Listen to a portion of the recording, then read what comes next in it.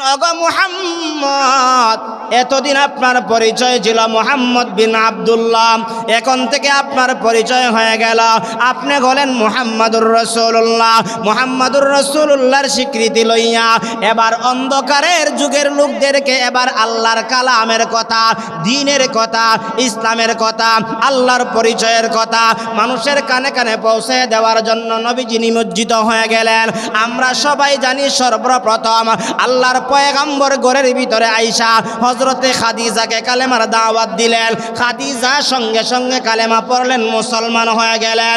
যুবকদের মধ্যে হযরতে বিশ্বনবী মুহাম্মদ সাল্লাল্লাহু আলাইহি ওয়াসাল্লাম হযরতে আলী রাদিয়াল্লাহু তাআলা আনহুকে কালেমার দাওয়াত দিলেন, তিনিও কালেমা পড়ে মুসলমান হয়ে গেলেন। এখানের মধ্যে একটা কথা আমার বলতেই হয়, আমার নবীজির চাচাতো ভাই হযরতে আলী, তিনি কেবলমাত্র একজন বালক মানুষ, 10 থেকে 12 বছর বয়স হবে। 10 থেকে 12 বছরের বালক লোকটা কেমনে কালেমা পড়লো, মুসলমান হয়ে গেল। তাফসীরের কিতাবের মধ্যে এবং সিরাত ইবনে হিশাবের মধ্যে লেখা হয়, আল্লাহর পয়গম্বর যখন প্রাথমিক অবস্থায় কালেমার দাওয়াত দিলেন, হযরতে খাদিজা যখন কালেমা পড়লেন মুসলমান হয়ে গেলেন।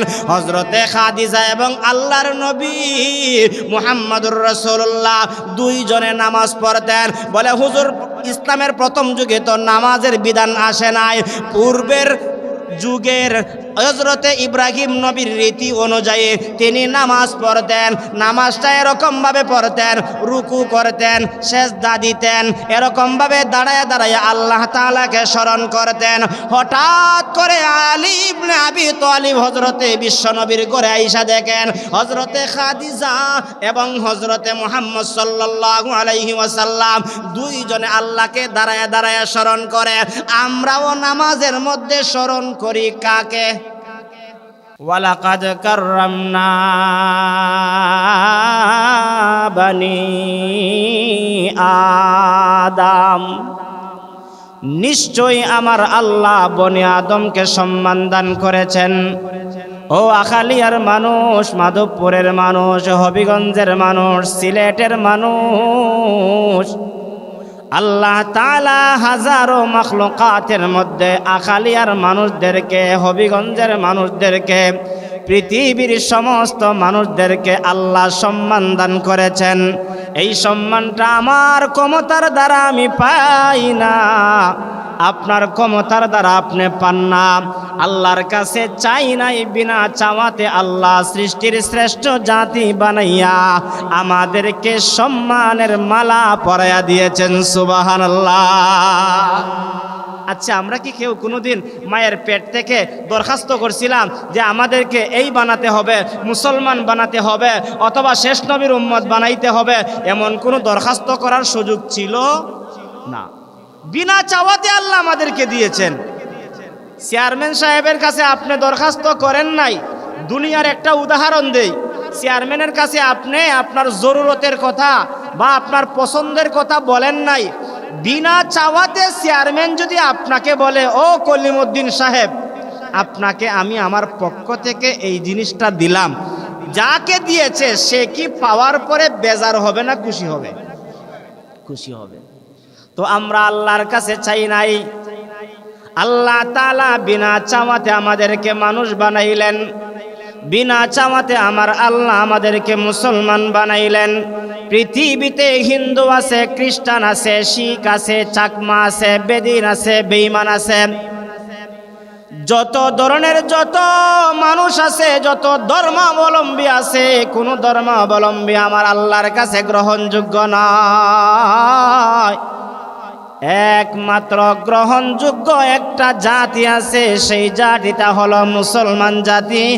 আল্লাহ সেই জাতির মধ্যে আমাদেরকে প্রবেশ করাইলেন, সেই জাতি হিসাবে আল্লাহ আমাদেরকে স্বীকৃতি দিলেন।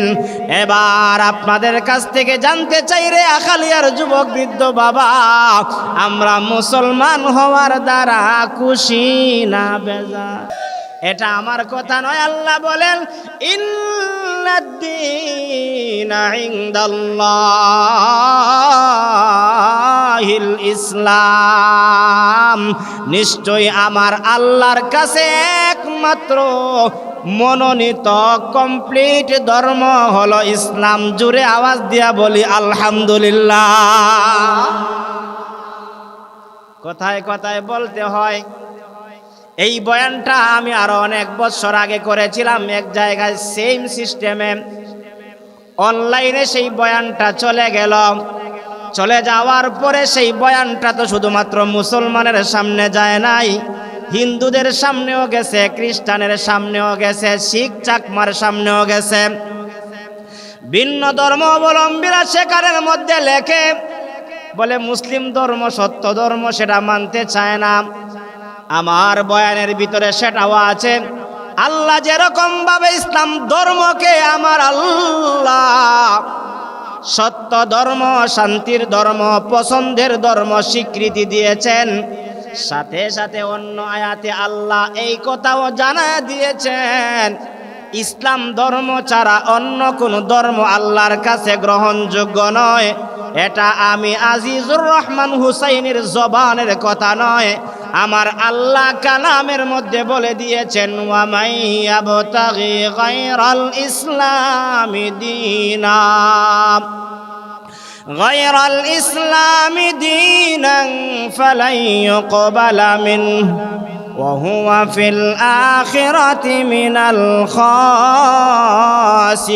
খাসিরিন। জোরে আওয়াজ দিয়া বলুন আল্লাহু আকবার। ও মুসলমান, আমার আল্লাহ জানাই দিলেন, ওয়া মান ইয়াবতাগি গায়রাল ইসলামি দীনা, ইসলাম ধর্ম ছাড়া অন্য কোন ধর্ম, ইসলাম ধর্ম ছাড়া আরো যত ধর্ম আছে, অর্থাৎ হিন্দু বলেন, খ্রিস্টান বলেন, শিখ বলেন, চাকমা বলেন, বেদিন বেঈমান যারা আছে, কোন মানুষের কোন ধর্ম আল্লাহর কাছে গ্রহণযোগ্য নয়। এই ঘোষণাটা একমাত্র দিয়েছেন কে? ইসলাম ধর্ম ছাড়া কোন ধর্ম আল্লাহর কাছে গ্রহণযোগ্য না। এমন কি আমার আল্লাহ আয়াতের শেষ ভাগে বলেন, ওয়া হুয়া ফিল আখিরাতি মিনাল খাসিরিন, আখিরাতে যারা অন্য ধর্ম নিয়ে আল্লাহর দরবারে উপস্থিত হবে, আল্লাহর দরবারে হাজির হবে, তারা ক্ষতিগ্রস্ত হয়ে যাবে, ক্ষতিগ্রস্ত হয়ে যাবে। ইসলাম নিয়ে যারা যাবে তাদের ধর্ম গ্রহণ হবে, তাদের ধর্ম আল্লাহ পছন্দনীয় ধর্মটা গ্রহণ করবে। ইসলাম ধর্ম ছাড়া যত ধর্ম আছে কোন ধর্ম আমার আল্লাহ গ্রহণ করবেন না, কোরআনের মধ্যে ঘোষণা দিয়েছেন। জোরে আওয়াজ দিয়া বলুন আল্লাহু আকবার। এবার আপনাদের কাছ থেকে জানতে চাই, ইসলাম ধর্মের গণ্ডির ভিতরে আমাদেরকে পাঠাইছেন কে? কে পাঠাইছেন? আল্লাহ পাঠাইছেন। আল্লাহর কাছে দরখাস্ত করছিলেন নিয়া খালিয়ার খেও যে আমাদেরকে মুসলমান বানান। বিনা চাওয়াতে আল্লাহ দয়া করে আমাদেরকে মুসলমান বানাইছেন। আর যেই মুসলমান ধর্মটা আল্লাহর কাছে স্বীকৃত প্রাপ্ত, আল্লাহর কাছে পছন্দনীয়, এমন ধর্ম আমরা পাইলাম, আমরা দুনিয়াতেও গৌরব করতে পারবো, আখিরাতেও আমরা গৌরব করতে পারবো। কেন গৌরব করতে পারবো জানো? আমরা দুনিয়াতে মুসলমান হিসাবে আমরা বলতে পারবো আমরা মুসলমান, আমাদের ধর্ম ইসলাম, আমাদের আল্লাহ এক, আমাদের নবী মুহাম্মদুর রাসূলুল্লাহ সাল্লাল্লাহু আলাইহি ওয়াসাল্লাম, আমাদের গ্রন্থ মহাগ্রন্থ আল কোরআন। জোরে আওয়াজ দিয়া বলুন ঠিক কিনা? আমরা গৌরব করে দুনিয়াতে বলতে পারবো। কোন বাবার সন্তান যদি 10 জন হয়, এর মধ্যে দুনিয়ার নীতি প্রথা অনুযায়ী যদি কেউ ব্যারিস্টার হয়ে যায়, দুনিয়ায় শিক্ষায় শিক্ষিত হয়ে, বাবা এই আপনাদের মন্তলা বাজারে গিয়া ট্যাঙ্গের উপরে ট্যাং তুললা চাটা তুলিয়া কয়, বেটা জানোস নি আমি তো গৌরব করে বলি আমার একটা সন্তান ব্যারিস্টার। হয়নি না? হয় না? এটা গৌরব দেখায়। পক্ষান্তরে কোন বাবার কোন সন্তান যদি হাফেজে কোরআন হয়, আলেম হয়, আল্লাহর প্রিয় হয়ে যায়। ওই কিছু বাবা আছে ওই জায়গায় ঠ্যাঙ্গের উপরে ঠ্যাং তুললা সেও বলে, আরে বেটা তুই কি জানোস আমি তো একজন হাফেজে কোরআনের বাবা। এই কথার দ্বারা ওই বাবাটা দুনিয়াতেও গৌরব করতে পারবে, আর হাফেজে কোরআনের বাবা হওয়ার দ্বারা আখিরাতেও সম্মান আর মর্যাদা পাবে, সে আখিরাতেও সম্মানের মালিক হয়ে যাবে। সুবহানাল্লাহ। বাকি অন্যগুলোরে হাফেজ বানাইতে পারলো না, সেজন্য বাবা এই সন্তানকে নিয়ে গৌরব করে কি করে না। তার একটা নাম তাকে আব্দুল করিম অথবা আব্দুল সত্তার অথবা আব্দুর রহিম, কিন্তু বাবা মোহব্বত করে আব্দুর রহমান বলে ডাকে না, বলে আমার হাবিজ সাহেব কোথায়। হয়নি না হয় না? আরে এটা তো বাবাই বলবে কেন?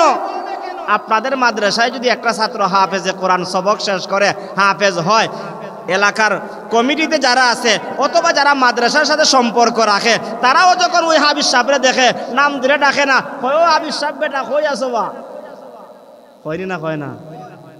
আল্লাহ তাআলা আমাদেরকে মুসলমান বানাইলেন, পছন্দনীয় ধর্ম আল্লাহ আমাদেরকে দিলেন, তাতে আল্লাহ তাআলা বিনা চাওয়াতে এমন একজন নবীর উম্মত বানাইলেন যেই নবী যতক্ষণ পর্যন্ত জান্নাতে দাখিল না হবেন, প্রবেশ না করবেন, অন্য কোন নবী জান্নাতে প্রবেশ করতে পারবেন না। ও মুসলমান, ওই নবী কেমন নবী তোমরা কি জানো? জীবনে একটা মানুষ আলোচনা করতে করতে তার জিন্দেগি শেষ হয়ে যাবে, ওই নবীর বর্ণনা করে কোনো মানুষ শেষ করতে পারবে না, ঠিক কিনা? ওই নবী কেমন নবী? যেই নবী গাছের জন্য নবী, যেই নবী মাছের জন্য নবী, যেই নবী কুল কায়নাতের জন্য নবী, যেই নবীর জন্য কুল কায়নাতের সব কিছু পাগল, ওই নবীর উম্মত আল্লাহ আমাদেরকে বানাইছে। ওই নবীর উম্মত জান্নাতে না যাওয়া পর্যন্ত, আদম নবী থেকে নিয়ে ঈসা নবী পর্যন্ত কোনো নবী জান্নাতের মধ্যে দাখিল হতে পারবে না। জোরে জোরে আওয়াজ দিয়া বলা যাবে কি আল্লাহু আকবার? শুধু তা নয়, আল্লাহর পয়গম্বর বলেন, শুনে রাখো রে উম্মত, এই নবীর উম্মত হওয়ার দ্বারা তোমাদেরও কেমন সুসংবাদ রয়েছে শোনো। তোমরা যদি এই দুনিয়ার মধ্যে তাইকা পয়গম্বরের আদর্শ বাস্তবায়ন কইরা আল্লাহর বিধিবিধানগুলো মাইনা যদি যাইতে পারো রে, আখালিয়ার যুবক, মন্তলার যুবক, বৃদ্ধ বাবা, আল্লাহর পয়গম্বর বলেন আমার উম্মতের আগে অন্য কোন নবীর উম্মত জান্নাতে প্রবেশ করতে পারবে না।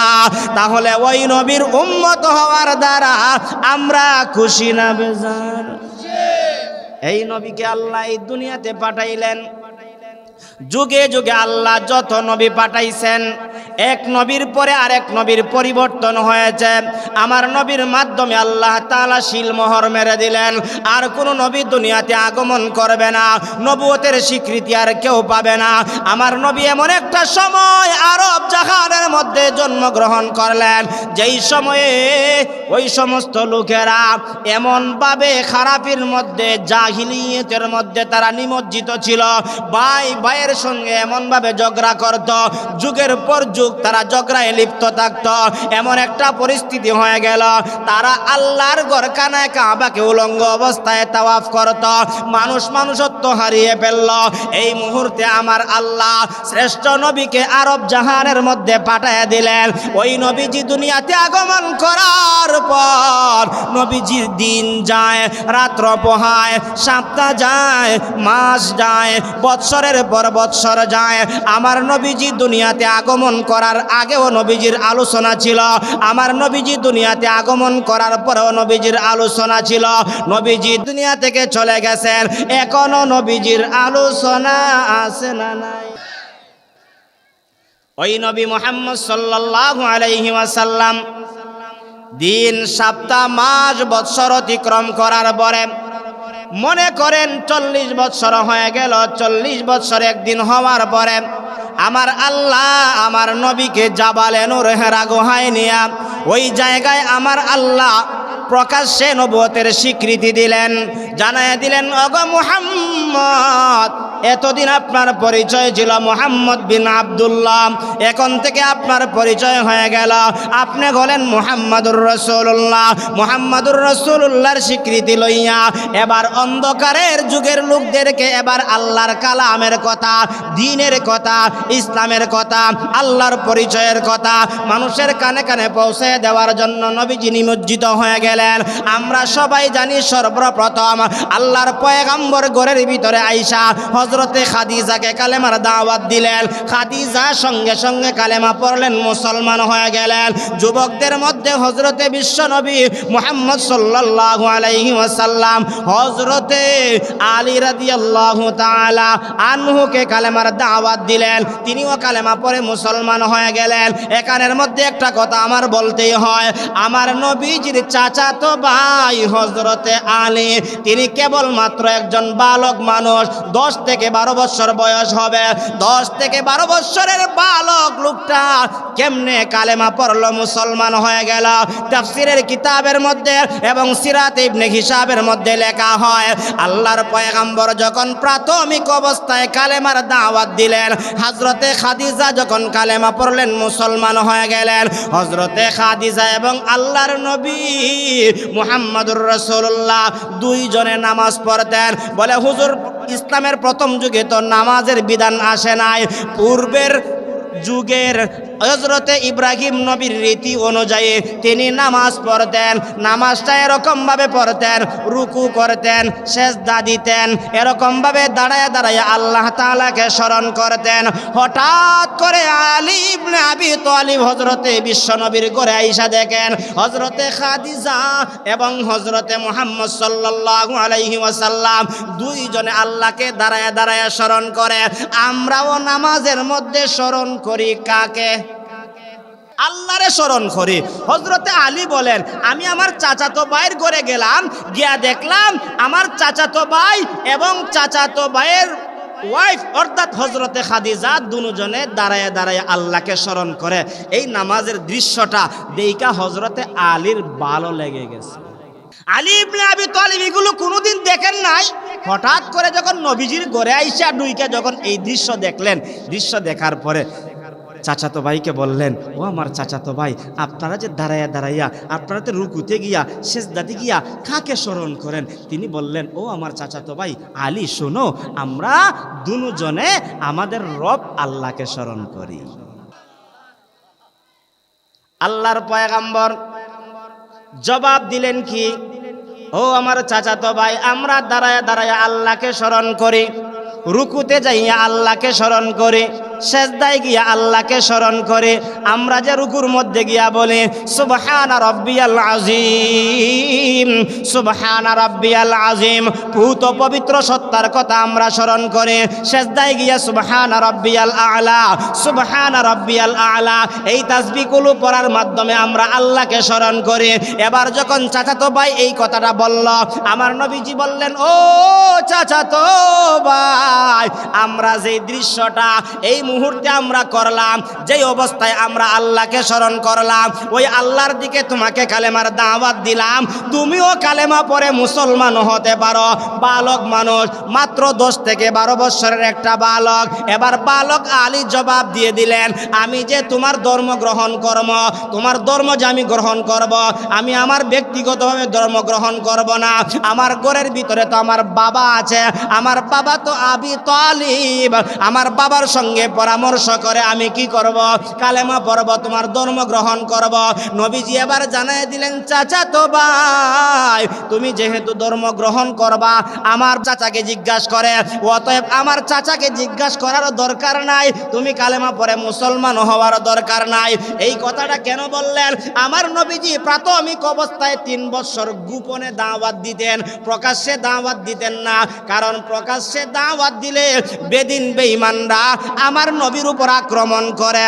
আক্রমণ থেকে বাঁচার জন্য গোপনে গোপনে পছন্দনীয় মানুষদেরকে কালেমার দাওয়াত দিতেন। এবার হযরতে আলী বললেন, আচ্ছা ঠিক আছে, তোমার কথাও বলবো না, আমি আমার বাবাকেও জিজ্ঞাসা করব। দিনের বেলায় এই দৃশ্য দেখা বাড়িতে চলে গেলেন। আর সারা দিন শুধুমাত্র আলীর মাথার মধ্যে একটা চিন্তা, মুহাম্মদে কি বলেছে, আমার চাচাতো ভাই আমাকে কি বলেছে, যা বলেছে সত্য নাকি মিথ্যা, সে একটু যাচাই করতে আরম্ভ করলো, একটু যাচাই করতে আরম্ভ করলো। এরকম চিন্তা করতে করতে রাত্রি চলে আসলো। রাত্রিতে হযরতে আলী রাদিয়াল্লাহু তাআলা আনহু ঘুমায়া গেলেন। ঘুমের ভিতরে তিনি স্বপ্নে দেখেন মুহাম্মদে যা বলেছে সত্য বলেছে। আল্লাহু আকবার। মুহাম্মদে যা বলেছে কি বলেছে, সত্য বলেছে।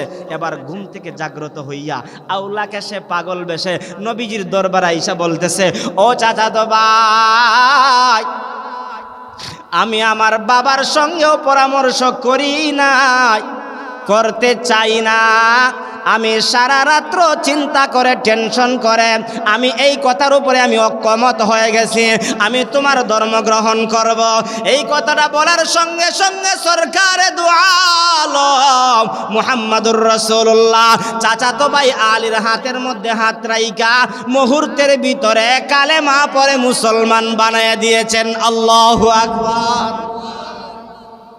বালকদের মধ্যে সর্বপ্রথম হযরতে আলী রাদিয়াল্লাহু তাআলা আনহু কালেমা পড়লেন, মুসলমান হয়ে গেলেন।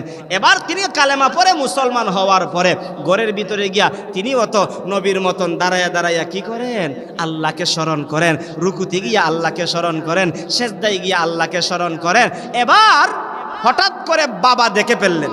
আবু তালিব জিজ্ঞাসা করলেন, হে আমার সন্তান, তুমি এগুলো কি করো? তুমি না মূর্তি পূজক, তুমি না মূর্তির সামনে গিয়ে দাঁড়াও, তুমি না এরকম দেবদেবীর সামনে দাঁড়াও, এই মুহূর্তে সবগুলো বাদ দিয়া এগুলো তুমি কি করতেছ? বলে, আমি তো আপনার বাতিজা মুহাম্মদের ধর্ম গ্রহণ করে কালেমা পড়ে মুসলমান হয়ে গেছি। এবার আবু তালিব কি বলেন? আবু তালিব ডাক দিয়া বলতেছেন, ও আমার সন্তান, তুমি যেই ধর্ম গ্রহণ করেছো সেটা সত্য ধর্ম, কিন্তু আমি আমার পূর্বের ধর্ম ছাড়তে পারবো না, আমার বাপ দাদার ধর্ম ছাড়তে পারবো না। কিন্তু সন্তানকে ভালো নসিহত করলেন, তুমি যেই ধর্ম গ্রহণ করেছো সত্য ধর্ম, এর মধ্যে কোনো সন্দেহ।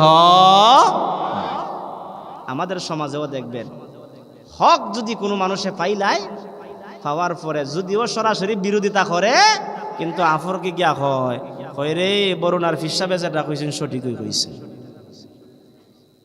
সামনে বিরোধিতা করতে পারে, কিন্তু আফর খাইকে কি কয়, বরুণার হুজুরে যা বলছেন সঠিক বলেছেন, সত্য বলেছেন, এর মধ্যে কোনো সন্দেহ নাই। এজন্য আল্লাহর পয়গম্বর সরকারে দু আলম নবী মুহাম্মদুর রাসূলুল্লাহ সাল্লাল্লাহু আলাইহি ওয়াসাল্লাম এবার বন্ধুদের মধ্যে সর্বপ্রথম আবু বকরকে কালেমার দাওয়াত দিলেন। হযরতে আবু বকরকে কালেমার দাওয়াত দেওয়ার সঙ্গে সঙ্গে হযরতে সিদ্দিক আকবর রাদিয়াল্লাহু তাআলা আনহু সঙ্গে সঙ্গে তিনি কালেমা পড়লেন, মুসলমান হয়ে গেলেন। আমার নবীজি জিজ্ঞাসা করেন, বন্ধু, আমি তোমাকে বললাম কালেমা পড়ার জন্য, তুমিও কালেমা পড়লা, মুসলমান হয়ে গেলা, আমি কেমনে নবী হইলাম, কিভাবে নবী হইলাম, আমাকে তো তুমি কোনো প্রশ্ন করলা না। আবু বকর জবাব দেয়, ও বন্ধু, কেন আমি তোমাকে প্রশ্ন করব? তুমি যে নবী হইবা আমি অনেক বছর আগে জানতে পেরেছি। আল্লাহু আকবার। বন্ধুকে কি জবাব দিলেন? আমি কেন প্রশ্ন করব? কেন প্রশ্ন করব? আমি তো স্বপ্নে দেখেছি অনেক বছর আগেই যে তুমি ইসলামের কালেমার দাওয়াত, দ্বীনের দাওয়াত আমাকে পুরুষদের মধ্যে সর্বপ্রথম দিবা। আমি এটা অনেক আগেই স্বপ্নে দেখেছি, কিন্তু আমি আপনার স্বপ্নের বাস্তবতার জন্য আমি অপেক্ষায় ছিলাম। আজ যেহেতু তুমি আমাকে বলেছো, আমি বলার সঙ্গে সঙ্গে আমি কালেমা পড়ে মুসলমান হয়ে গেলাম। বলে, তুমি কেমনে স্বপ্নে দেখলা? সিদ্দিক আকবর বলতে আরম্ভ করলেন, আপনি নবুয়ত পাওয়ার কিছুদিন আগে আমি গিয়েছিলাম সিরিয়ায়, শাম দেশে ব্যবসার জন্য আমি গেলাম। ওই জায়গায় ব্যবসার জন্য যাওয়ার পরে আমি হঠাৎ করে একটা স্বপ্ন দেখলাম। স্বপ্নটা কি ছিল? আমি দেখলাম আসমান থেকে কি যেন একটা নূর আলো আসলো, আইসা আমার কলবে প্রবেশ করলো। আর কলবে প্রবেশ করার সঙ্গে সঙ্গে আমার ঘুমটা ভেঙে গেল। আমি দেখলাম এই আলোটা শুধুমাত্র আমাকে আলোকিত করে নাই, আমার ঘরের সবাইকে আলোকিত করলো, আমার আশপাশের সবাইকে আলোকিত করে ফেলেছে। আল্লাহু আকবার। এবার হযরতে আবু বকর বলেন, আমি স্বপ্ন দেখার পরে টেনশনে পড়ে গেলাম, চিন্তায় পড়ে গেলাম, কি স্বপ্ন দেখলাম আর স্বপ্নের ব্যাখ্যা আমি কিভাবে জানবো? আমি তো নিজের স্বপ্নের ব্যাখ্যা নিজে জানতে পারি না। অতএব তিনি সিরিয়ার শাম দেশের মধ্যে বেকুল হয়ে গেলেন। একজনের কাছে যান, আরেকজনের কাছে যান, আরেকজনের কাছে যান, গিয়া জিজ্ঞাসা করেন আমার স্বপ্নের ব্যাখ্যাটা জানায় দাও। কেউ বলে আমরা পারি না। একজনে পরামর্শ দিল, আমাদের দেশের মধ্যে এমন একজন জ্যোতিষী আছে, ওই জ্যোতিষীর কাছে যাইতে পারলে তিনি আপনার স্বপ্নের ব্যাখ্যা জানায় দিবে। এবার হযরতে আবু বকর ওই জ্যোতিষীর কাছে গেলেন, গিয়া বললেন যে আমি একটা স্বপ্ন দেখেছি, আমার স্বপ্নের ব্যাখ্যাটা আমি জানতে চাই। আসছিলাম সিরিয়ায় ব্যবসা করার জন্য, ব্যবসা করতে আর ভালো লাগে না, মন চায় না, স্বপ্নে যেন আমাকে অন্যরকম করে ফেলেছে। এবার জ্যোতিষী আল্লাহর পয়গম্বরের সাহাবী হযরতে আবু বকরের মাথার দিকে একবার তাকায়, পায়ের দিকে একবার তাকায়, আর তাকায় জিজ্ঞাসা করে, ও যুবক তোমার নাম কি? হযরতে আবু বকর বললেন আমার নাম আবু বকর। জিজ্ঞাসা করলেন তোমার বাবার নাম কি? বলে আমার বাবার নাম আবি কুহাফা। বলে তোমার বাড়ি কোথায়? বলে আমার বাড়ি হলো মক্কায়। এবার ওই জ্যোতিষী ডাক দিয়া বলে, হে যুবক, তোমার নাম যদি আবু বকর হয়ে থাকে, তোমার বাবার নাম যদি আবি কুহাফা হয়ে থাকে, তোমার বাড়ি যদি মক্কায় হয়ে থাকে, শুনে রাখো রে যুবক, মক্কার মধ্যে এমন একজন ব্যক্তির আবির্ভাব হবে যার নাম হবে মুহাম্মদ, যার মায়ের নাম হবে আমেনা, যার বাবার নাম হবে আব্দুল্লাহ। সে কুরাইশ বংশে জন্মগ্রহণ করবে। ওই লোকটা নবুয়ত পাওয়ার পরে সর্বপ্রথম তোমাকে কালেমার দাওয়াত দিবে, আর তুমি সেই কালেমার নূর আর আলো গ্রহণ করে তুমিও আলোকিত হইবা, তোমার ফ্যামিলির সবাই আলোকিত হয়ে যাবে। জোরে আওয়াজ দিয়া বলুন আল্লাহু আকবার। এই স্বপ্ন দেখার পরে, স্বপ্নের ব্যাখ্যা জানার পরে হযরতে আবু বকর বলেন আমি এবার মনটা আনন্দিত হয়ে গেল। আনন্দের সাথে আমি ব্যবসা বাণিজ্য কইরা মক্কায় আসলাম। মক্কায় আসার পরে আমার ধারণা হয়ে গেছে আমার বন্ধু একদিন নবী হবে, কিন্তু আমি আমার বন্ধুকে আমার স্বপ্নের কথা বলি না। দিন যায়, রাত্র পোহায়, সপ্তাহ যায়, মাস যায়, বৎসরের পর বৎসর যায়। হঠাৎ করে যখন মোহাম্মদ বন্ধু আমাকে কালেমার দাওয়াত দিল, আমার স্বপ্নের কথা স্মরণ হয়ে গেছে, তিনি আমাকে দাওয়াত দিবেন, আমি সেই নূর গ্রহণ করতে পারবো। সেজন্য ও বন্ধু মুহাম্মদ সাল্লাল্লাহু আলাইহি ওয়াসাল্লাম, আপনাকে কোনো প্রশ্ন করি নাই, বিনা প্রশ্নে আমি কালেমা পড়ে মুসলমান হয়ে গেলাম। সুবহানাল্লাহ আসেনি? সুবহানাল্লাহ জোরে কইলে গুণ হইব না সব হইব? আর একটু জোরে কই। আরে ওই নবীর কাছেই তো পাথর আইসা সুবহানাল্লাহর তাসবিহ পড়েছে, আর আমরা মানুষ হইয়া সুবহানাল্লাহ ঠেলাইয়া ডেক্কাইয়াও বার করতাম পারি না। একটা মৃত পাথর যদি নবীর দরবারে আইসা সুবহানাল্লাহ বলতে পারে, একটু আগে বলছি না আমরা সৃষ্টির শ্রেষ্ঠ জাতি, আমরা মুহাম্মাদুর রাসূলুল্লাহর উম্মত, আমরা সবার আগে জান্নাতে যাইব, তাহলে এই কথাগুলো শোনার পরেও সুবহানাল্লাহ জবান থেকে বের হয় না কেন দোস্ত? মহব্বতের সাথে জুড়ে বলা যাবে কি সুবহানাল্লাহ?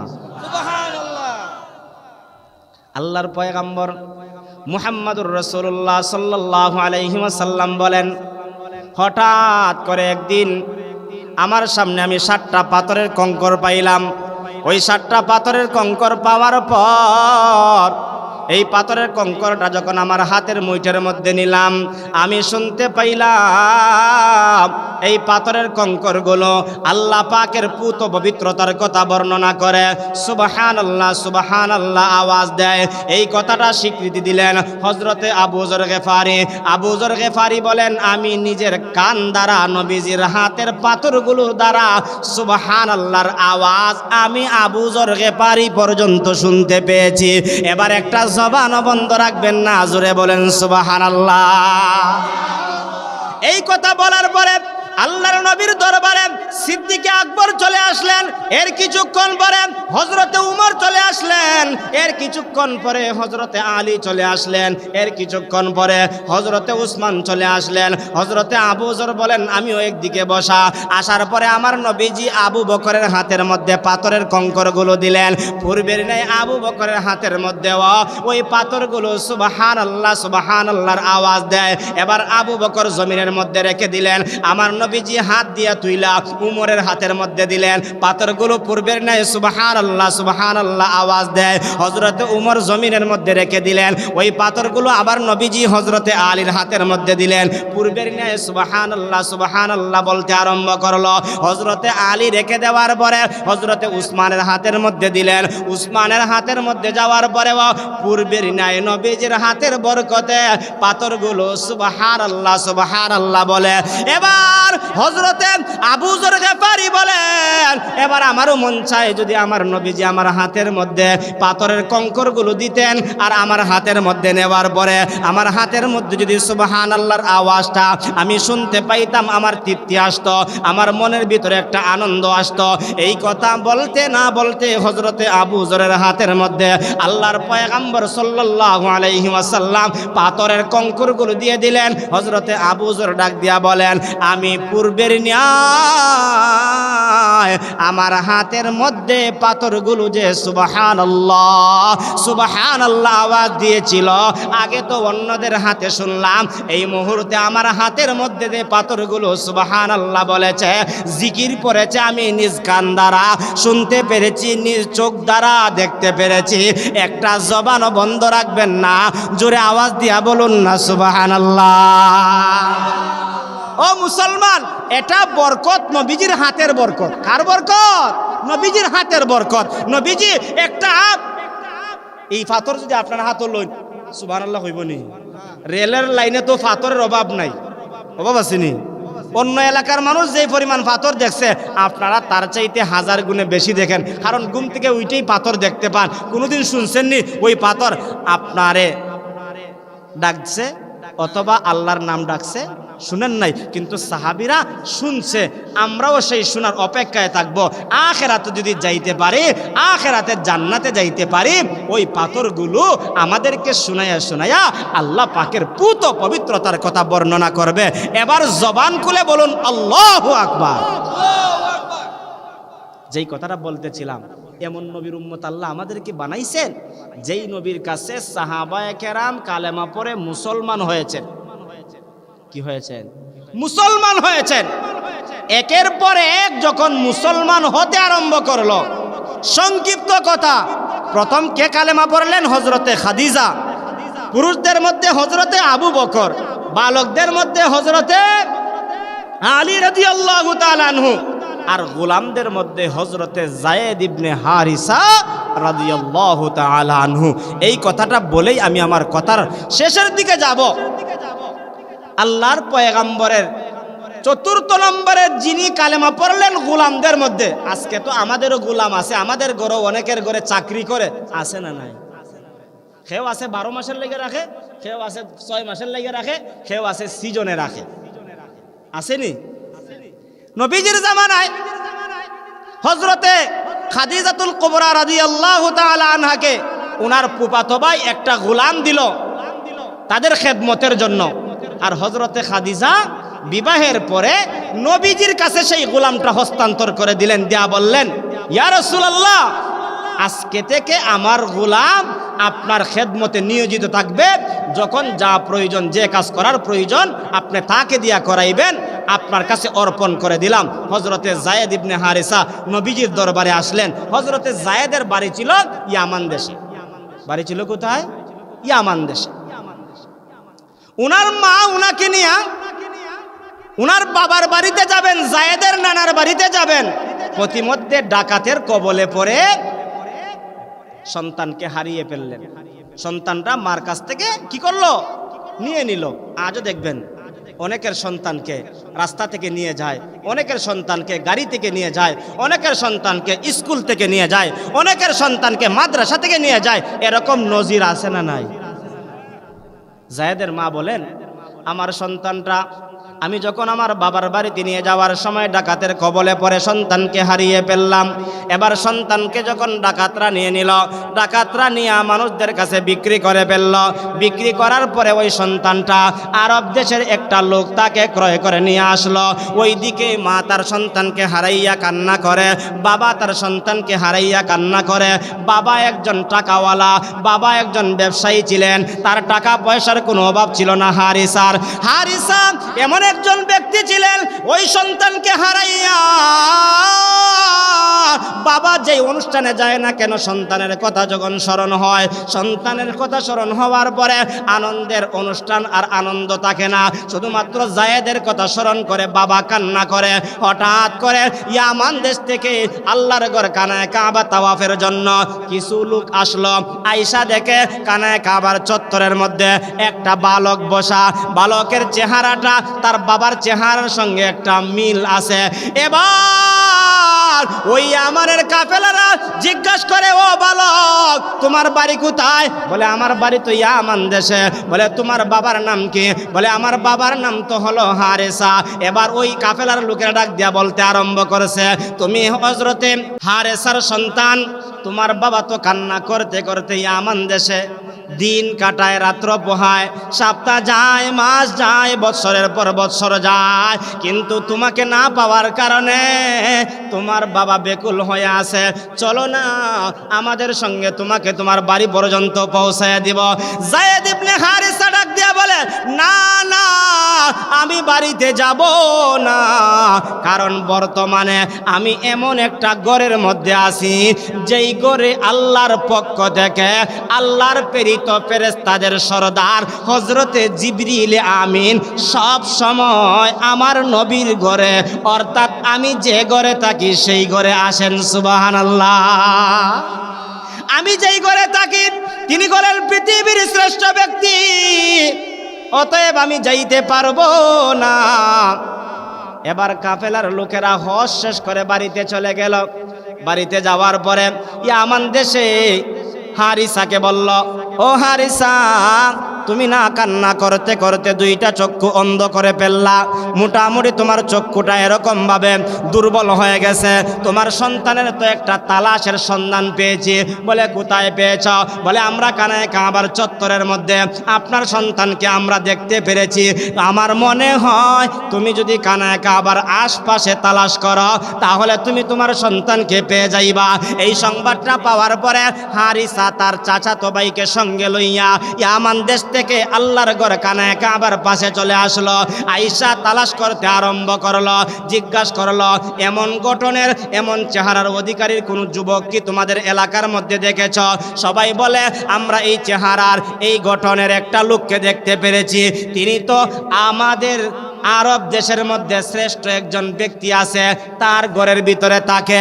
এবার হারিসা বলে, আমি দৌড়িয়া চলে গেলাম আল্লাহর পয়গম্বরের কাছে গিয়া বললাম, ইয়া রাসূলুল্লাহ, ইয়া হাবিবাল্লাহ, আমি গলাম জায়েদের বাবা, আপনি যত টাকা দিয়া জায়েদকে ক্রয় করেছেন আমি সমস্ত টাকা নিয়ে এসেছি, পরিশোধ করব, বিনিময়ে আমার সন্তানকে আমি চাই। ইয়া রাসূলুল্লাহ, আমার সন্তানটা যদি আমাকে দিয়ে দেন আমি আপনার উপরে চিরকৃতজ্ঞ থাকব, তবে মাগনা ফিরি নিব না, আমি বিনিময়ে দিয়ে নিব। আল্লাহর পয়গম্বর এমন আখলাকওয়ালা নবী, আমার নবীজি জানাই দিলেন, ও হারিসা শোনো, আমি তোমাকে দুইটা অপশন দিয়ে দিলাম। এক নাম্বার অপশন হলো, আমি যদি তোমার সন্তান যদি তোমার সঙ্গে যেতে চায় আমি তোমার সন্তানকে তোমার কাছে দিয়ে দিব, আমি মুহাম্মদ তার বিনিময়ে নিব না। আল্লাহু আকবার। কি নিব না? বিনিময় নিব না। যদিও তোমার সন্তানকে ক্রয় করার সময় আমরা বিনিময় দিয়ে নিয়ে আসছি, কিন্তু আমি মুহাম্মদ বলে দিলাম তোমার সন্তান যদি যেতে চায় বিনা টাকায় তোমার সন্তানকে তোমার কাছে দিয়ে দিব। দুই নম্বরের অপশন হলো, তোমার সন্তান যদি যেতে না চায় আমি তোমার সন্তানকে ছেড়ে দিব না, আমি তোমার সন্তানকে নিজের সন্তানের মধ্যে রেখে দিব। সুবহানাল্লাহ। অপশন কয়টা? দুইটা। একটা হলো যেতে চাইলে বিনা টাকায় দিয়ে দিব, দুই নম্বর হলো থাকতে চাইলে আমি তোমার সন্তানকে কি করব না, ফিরিয়ে দিব না, আমি তোমার সন্তানকে আমার নিজের সন্তানের মতন রেখে দিব। জোরে আওয়াজ দিয়া বলি আল্লাহু আকবার। এমন আখলাক ওয়ালা পাওয়া যাইব নি সুরা মাধবপুরে হজ ওইবারে বাবা। এখন যখন সুযোগ পাইছি 20 টাকার মাল কিভাবে 40 টাকা বেচা যায়, 100 টাকা বেচা যায়, কিভাবে তারে বালা কইরা জব করা যায়। কিন্তু আমার নবী তো ইন্নাকা লা আলা খুলুকিন আযীম, মহান চরিত্রের অধিকারী। আমার নবী চরিত্র দেখায় দিলেন, দেখো কেউ যদি বিপদে পড়ে তোমার কাছে আসে, তার উপরে জুলুম করিও। আমরা তো জুলুম করতে করতে তারা শেষ করে ফেলি। আমরা জুলুম শিখি নাই, আমরা নবীর আখলাক ওয়ালা উম্মত। আমরা মানুষের সঙ্গে ভালো ব্যবহার শিখতে হবে, আর ভালোবাসা ব্যবহার শিখতে পারলে নবীর সঙ্গে আমাদের হাসর হয়ে যাবে। যেই কথাটা বলতেছিলাম, আল্লাহর পয়গম্বর মুহাম্মদুর রাসূলুল্লাহ যখন এই অপশন দিলেন, এবার যায়েদ ইবনে হারিসাকে বাবার সামনে উপস্থিত করলেন। আমি এই কথাটা বলি শেষ করব। বাবার সামনে একদিকে বাবা এবং তার চাচা বসা, আরেকদিকে নবী করিম সাল্লাল্লাহু আলাইহি ওয়াসাল্লাম বসা। এবার জায়েদকে বললেন, জায়েদ তোমার বাবা আসছে তোমাকে নেওয়ার জন্য, তুমি যদি যেতে চাও আমি তোমাকে অনুমতি দিলাম, তুমি চলে যাও। আর আরেকটা অপশন হলো, তুমি যদি থাকতে চাও আমি তোমাকে নিজের সন্তানের মতন তোমাকে রাখবো। এবার জায়েদ কত বিচক্ষণ ব্যক্তি ছিলেন। জায়েদ ডাক দিয়া বললেন, ইয়া রাসূলুল্লাহ, আমার বাবাকে আমি চিনতে পেরেছি, আমার চাচাকে আমি চিনতে পেরেছি, কিন্তু আমি যেই ঘরে এসেছি এই ঘর থেকে আমি আর যাব। সুবহানাল্লাহ কইনা। যে ঘরে আসছে এই ঘরটা তো দামি ঘর, এই ঘর থেকে আমি বের হব না। যেই ঘরের ভিতরে ফেরেশতাদের সরদার আসে, যেই ঘরের ভিতরে আল্লাহর পক্ষ থেকে রহমত নাজিল হয়, যেই ঘরের ব্যক্তি পৃথিবীর শ্রেষ্ঠ ব্যক্তি, যেই ঘরের ভিতরে আমার আল্লাহ তাআলার পক্ষ থেকে রহমত নাজিল হয়, আমি জায়েদ এই বাড়ি ছেড়ে যাব। এবার যখন এই কথাটা জানায় দিল হযরতে জায়েদ ইবনে হারিসা, এই কথাটা জানায় দেওয়ার পরে আমার নবীজি কানায়ে কাবার চত্বরে গেলেন। কানায়ে কাবার চত্বরে গিয়া একটা উঁচু জায়গায় দাঁড়াইলেন। দাঁড়াইয়া পুরা আরববাসীদেরকে দেখাইয়া বললেন, এই আরববাসীরা শুনো, তোমরা এতদিন জানতা জায়েদ আমার গোলাম, আজকে থেকে তোমাদেরকে জানায়া দেই, আজকে থেকে জায়েদ হয়ে গেল আমার সন্তান। আমার সন্তানকে আমি আমার সন্তানের মতন আমি কি করব, তাকে সম্মান দিব। আর তোমরাও আর কোনোদিন তাকে গোলাম বলে ডাকবা না, আজকে থেকে তোমরা জায়েদকে আমার সন্তান বলে ডাকবা। আল্লাহু আকবার। ও মুসলমান, ওই জায়েদ ইবনে হারিসা নবীজির দরবারে কালেমা পড়ে মুসলমান হয়ে গেছেন। মুসলমান হওয়ার দ্বারা আমার নবীজির সম্মান বাড়লো, আর জায়েদের সম্মান কমলো না বাড়লো? বাড়লো। তাহলে যে চারজন ব্যক্তির কথা বললাম, সময় সংক্ষিপ্ত। পুরুষদের মধ্যে হযরতে আবু বকর, মহিলাদের মধ্যে সর্বপ্রথম হযরতে খাদিজা, আর গোলামদের মধ্যে হযরতে জায়েদ ইবনে হারিসা, আর বালকদের মধ্যে হযরতে আলী রাদিয়াল্লাহু তাআলা আনহু। চারজন ব্যক্তি কালেমা পড়লেন, মুসলমান হলেন। মুসলমানদের সংখ্যা বাড়লো। আমার নবীজি এবার প্রকাশ্যে কালেমার দাওয়াত দিলেন। প্রকাশ্যে কালেমার দাওয়াত দেওয়ার পরেই এরকমভাবে মোকাবেলা হলো। যতটা মোকাবেলা হয়েছে প্রত্যেকটা মোকাবেলায় নবীজিকে আল্লাহ জয়ী বানিয়ে দিলেন, বাতিলদেরকে আল্লাহ পরাজিত করে দিলেন। এই জন্য আজকে আমরা বলতে চাই, ইসলামের ভিতরে যারা আসবে তাদেরকে আল্লাহ বিজয়ের মালা পরায় দিবে।